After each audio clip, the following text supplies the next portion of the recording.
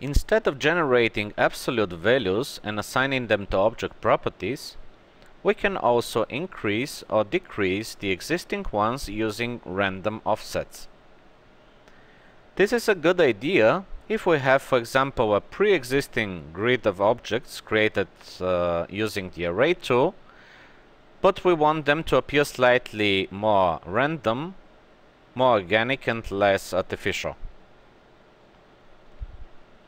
In order to change a value relatively to the previous one, we can use the following shorthand notation.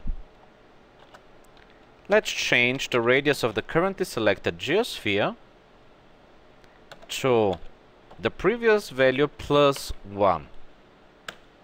Every time we call this line, the previous value is increased by 1. We can do the same in the other direction. Every time we call this line, the previous value is reduced by 2.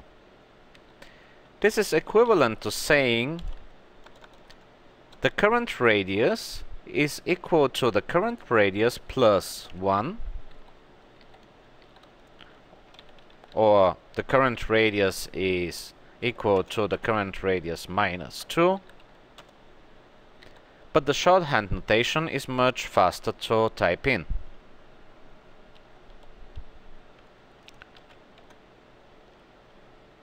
In order to get a more organic appearance of this array,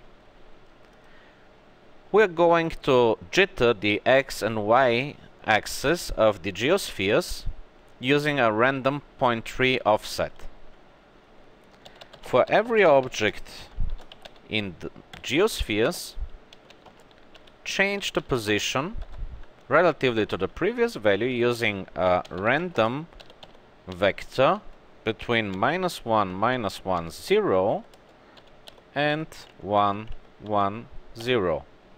Notice that the third component is 0 in both cases, which means that the resulting random 0.3 value is going to also have the third component equal to 0. This is going to shift the x and y axis of all the geospheres randomly along x and y and never affect the z. Calling this line multiple times randomizes the array but never changes the z-axis. In order to change only the z-axis, we could, for example, go to the third component of the position and assign a random floating point value, for example, between -5.0 and 5.0.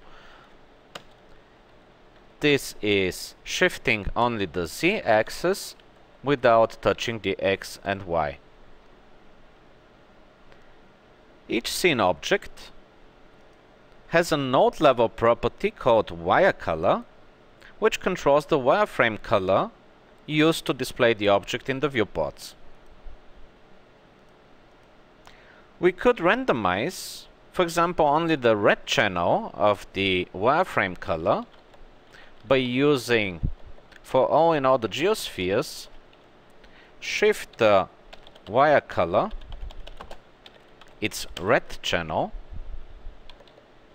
by using a random floating point value between -15 and 15.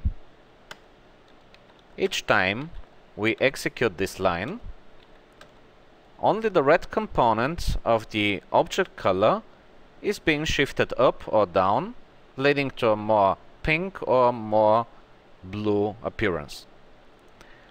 We can do the same with the complete wireframe color by assigning a random color offset, like the white color divided by 25, the white color divided by 25, the first time taken as minus and the second time taken as plus. Let's take a quick look at the white color, which has red, green and blue components equal to 255,